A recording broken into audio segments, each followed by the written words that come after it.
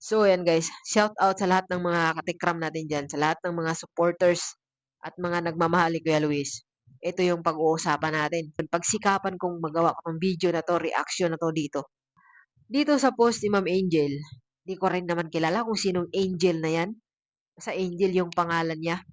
Dahil dyan sa post niya, tinawag siyang demonyo. Oh, sabi ng nag-comment, alam niyo yung ampalaya na napaka-green, yung nandoon sa nakatira sa gubat, yung green na ampalaya. Yan yun. Yan yung nag-comment dyan. Ang sabi niya dyan sa comment, Angel nga yung pangalan mo, pero demonyo ka naman. O, di ba? Napaka-bitter mo, ate. What? Saan ba galing yan? Tag-init ba? Tinanim yung ampalaya nyo? Bakit ganun ka, kapait? Ah. Joke-joke na lang to guys dahil etong post ni Ma'am Angel, ang ibig sabihin lang niya dyan, para kay Luis, sa dorm nga, may oras na susundin. May rules sa dorm. Ano na lang sa bahay? Mga magulang, mga importanteng tao yan na humawak sa'yo. Minamahal ka ng mga tao na yan. Siyempre, kung sa dorm may rules, sa bahay may rules din.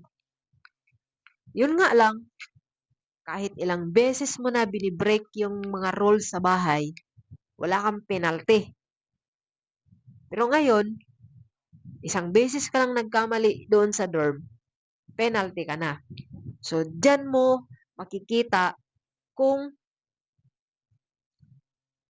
gaano ka binigyan ng ilang beses ka binigyan ng tsansa ng pamilyang manalastas sa mga pagkakamali mo. No?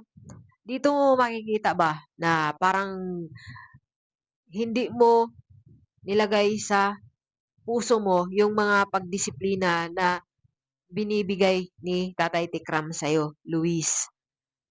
Dahil kung sinasa puso mo at nirespeto mo si Tatay Tikram, yung mga Manalastas family, dala-dala mo yan kung saan ka magpunta. Ngayon, hindi mo ata dala-dala yung mga paalala na binibigay niya sa iyo. Sa dorm. May dyan, oras kang susundin, mag-log-in ka, mag-log-out ka.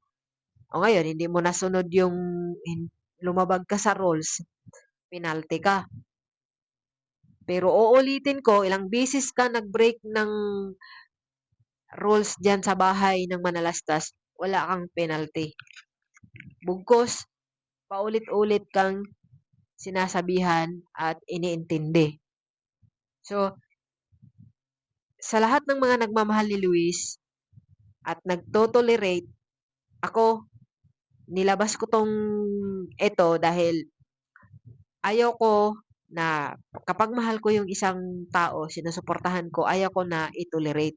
Dahil mali naman talaga na mga ganitong style.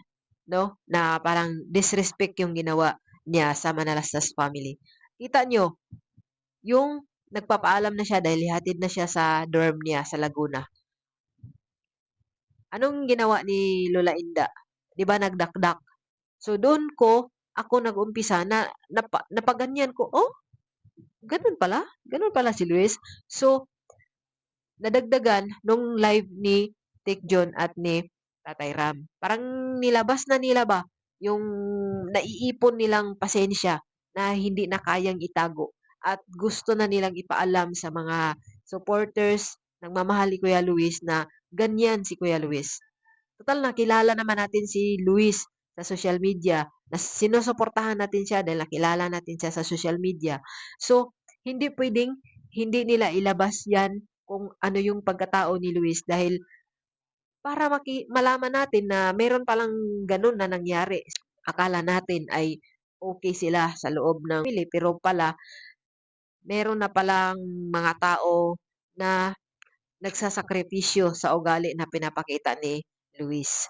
So, wala akong pakialam kung anong sabihin nyo sa akin, pero wag naman sana natin itolerate yung maling asal na pinapakita ni Luis. Kasi ang Manalastas family, sobrang dami na nang nagawa para sa ang iniisip yung kabutihan niya, yung ikakabuti niya at sa pamilya niya. Tapos hindi man lang siya marunong magrespeto na sumunod sa kung ano yung gusto ng Manalastas family para sa safety din naman niya.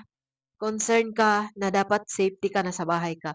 At nagtaka ako na kasi 'di ba laging sinasabi na si Luis nasa church.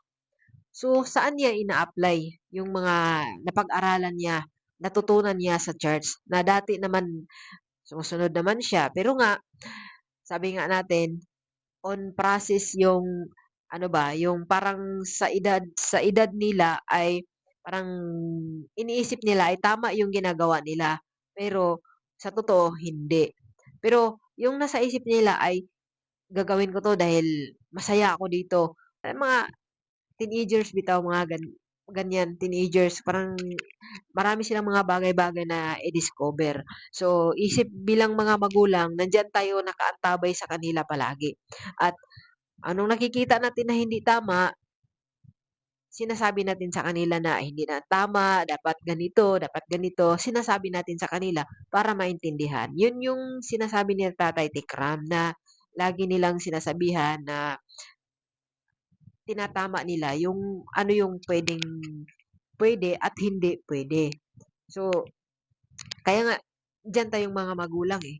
Para yung habang lumalaki sila, may mga bagay silang nagagawa na sa tingin natin hindi maganda, ay tinatama natin.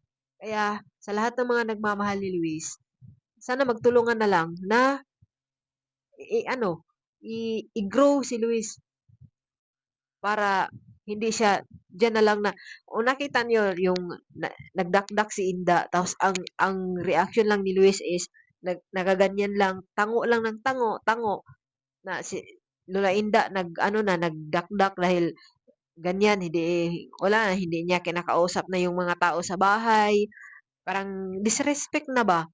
So, dapat nag-sorry siya doon kay Lola Inda na pasensya na Lola Inda, ganyan.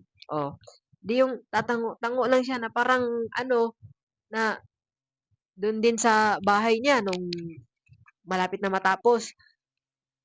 Ako hindi na ako nagko-comment ng mga ano diyan. Malapit na matapos yung bahay niya tapos dinala siya doon nila nandoon sila Teklet, 'di ba? Napanood niyo 'yan.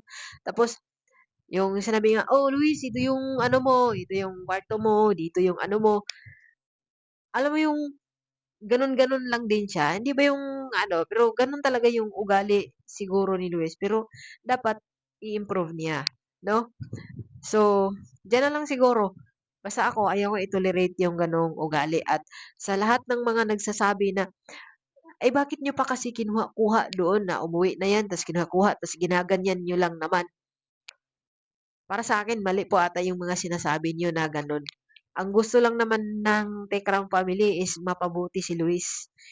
Hindi naman nila gusto na mapapahamak si Luis, 'di ba? Kasi sa panahon ngayon sobrang ano na delikado na. Tapos gano'n, gano'n na lang parang walang respeto sa Manalastas family. Ano bang ginagawa? Inaabuso ba siya ng Manalastas family para gaganyonin niya?